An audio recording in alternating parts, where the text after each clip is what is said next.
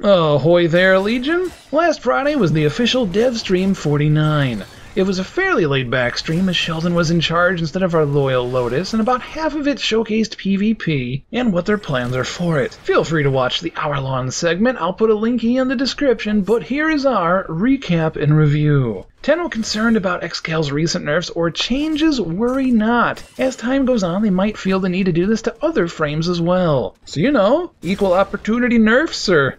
Cool, but in all fairness, they clarified what exactly was changed, which was nice to hear. Any enemy, even those who are now behind cover, that you've seen in the last 2 seconds will be hit by a radial javelin. I think it's fair. I mean, it's no buff, but it isn't as sky as folly as everyone was making out. They never mentioned why they felt the need such an important change needed to get added without mention in the patch notes, but let's just file that away for rage fuel later on and continue. Update 16.5. When it drops, we'll be getting the earlier previewed Grineer underwater tileset. They mentioned we'd be seeing it during an event, so I don't know if this is a reveal or a release. They did something similar with the Corpus Ice Planet tileset, so I don't know. And on that topic, there will be a new level using the water tileset for PvP in 16.5 as well. They mentioned stamina was officially getting a rework, but Melee Tenno might want to hold their triggering applause because they specifically mentioned stamina as it relates to movement. Luckily, the movement mentioned and shown was quite nice to hear and see, as it ties directly into Parkour 2.0. If you've seen the Parkour/Sentient movie sequence, then you've seen what their plans are. They want us to be able to better control ourselves while running on walls, even stopping in place and sticking around like Spider-Man. You can even directional melee off the wall. Zip lines. For one, they'll exist. Secondly, you can slide down them, stop, and even shoot in nearly all directions. You'll be able to not only jump off them perpendicularly, but you can even charge jump, which reminds me a bit of Tomb Raider, Prince of Persia, insert 3D platformer of your preference here. Spin a few times on the zip line and build momentum to jump higher than you would without. This will involve a lot of technical stuff, so no ETA confirmed, as it's a heck of a lot of work. But not to leave out melee entirely, they gave a brief look at charge attacks, and again, they mentioned they'd like to be able to have players weave them into their combo attacks.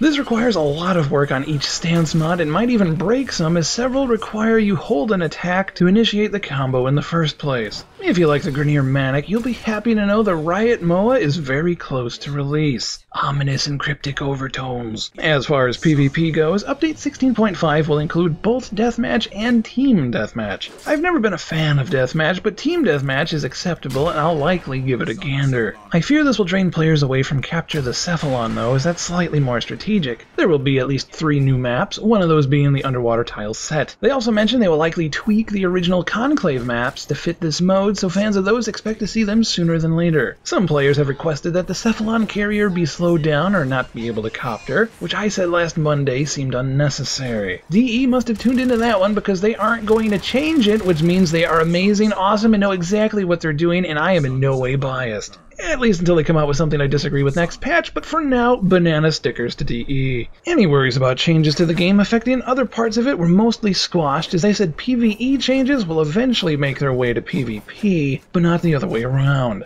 Though they provided an example where PvP influenced PvE, so it somewhat muddied the waters, PvP mods are going to focus on elements next. This ties into the weapon swap speed mods already in place. PvP taunt emotes will be coming out down the line, along with 2-player emotes which TF2 fans might be familiar with. That's about the main points. Oh, and SharkWing will be out Update 17. So you know, that'll be another place you can't wait to not do missions at. Thank you for watching, Legion. If this quick recap and review helped you out or put a smile on your face, we'd be honored if you liked, favorited, and shared this video with your fellow Tenno. We always appreciate it when you does. If you want to be even more awesome, be sure to subscribe to stay up to date on both Warframe stuffs, as well as our other zany content every Monday, Wednesday, and Friday. As always, if you have any questions or suggestions, feel free to leave a comment below. Catch you next time, Legion. Take care.